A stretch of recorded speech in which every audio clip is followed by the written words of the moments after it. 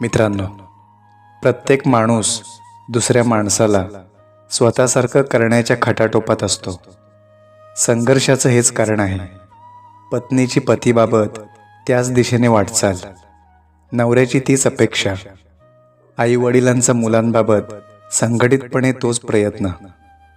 तो संघटित असेल तर थोडा तरी कौतुकाचा भाग आहे, पण एकमेकांतच दोन ध्रुवा इतकं अंतर असेल तर मुलांची मनं पायदळी तुडवली जातात.